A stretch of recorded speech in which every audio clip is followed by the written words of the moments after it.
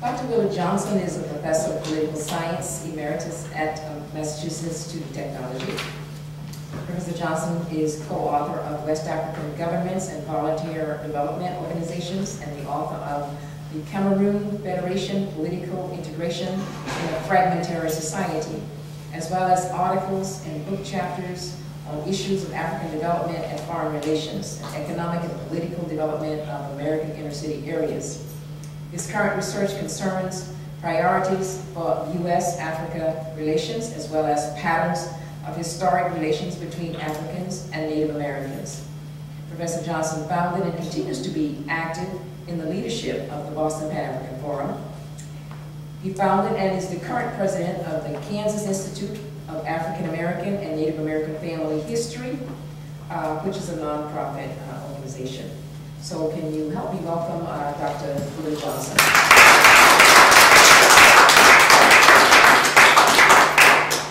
I've entitled mine Connecting with Global Africa, but I think all of the panel is going to be focused on that.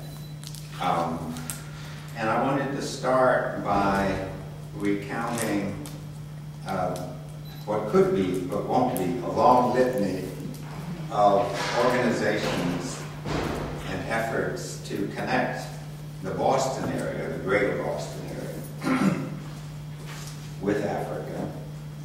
And I have to admit that this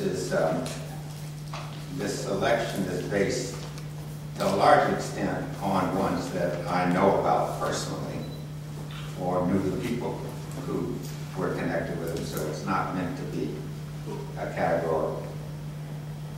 But first, I think there are a range of motives that have led individuals and organizations here to try to connect with Africa. Probably the most important would just be a sentiment of historical connection, some remembrance and efforts to know more about who we are, where we came from. But much of it is also policy-oriented: anti-colonialism, anti-oppression, anti-apartheid. Those were themes that motivated a lot of people. The pro side of that is to promote African liberation. And so, you know, that the anti-colonialism leads to trying to do whatever one can from here to free African territory and then help develop it. Some of it has been motivated by cultural connections, either as a response or more actively.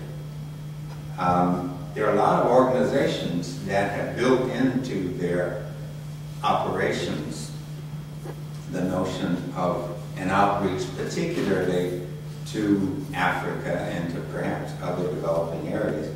Church organizations are a good example. Then some have been motivated looking for business opportunities. We've already heard about the early phase of the business connection, but a lot of African Americans in the post-independence period have been motivated to look to Africa as a way of expanding their own personal and business connections. So some of the organizations that I know have worked from the Boston area start, of course, with the many colleges and universities. We've heard about that, and we tend to know about that. But there's a long litany of other organizations, some of them national with local activists or chapters. The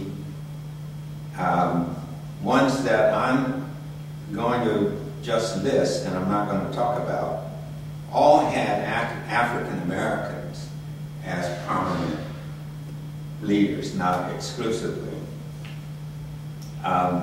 Boston Coalition for the Liberation of Southern Africa, back in the 60s, Margaret Burnham, perhaps best known among those who created that. The Africa Research Group was Harvard-based. Some of us knew Danny Schechter, who organized that. Craig Howard, an African-American. Margaret Marshall, who became Chief Justice of our Superior Court. Carol Bingelsdorf, one of my best students. The African Liberation Day Boston Committee, Chuck Turner, Akosia, Tony McCall, Randall Robinson, Agrian Barrett, a number of people that we would have known, many here in this room. A long list of people connected with the Liberation Day Support Committee. The Pan-African Liberation Committee that Randall Robinson and Chris Nteta started, initially just as sort of outreach support African liberation, led to the Gulf boycott, and that became a national operation.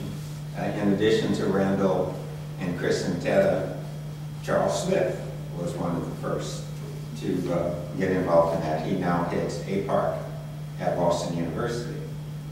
And all of those, and the whole board of the African Heritage Studies Association, which I was involved in, not as a founder, but one of the early leaders, threw our weight behind the Gulf boycott. The African Heritage Studies Association itself, an outgrowth of the African Studies Association, African Americans who left it in protest. But one of the local people, in addition to myself, was Sharshi McIntyre. Some of you may remember her husband, Ken McIntyre, is the inspiration for the Makanda project. He was a noted jazz musician. Then, of course, you have Boston Trans-Africa Support Group, which a good many people, some here, Jim Adari, involved in, myself, in the earliest days, and then that later becomes the Boston Pan-African Forum. Joyce is currently president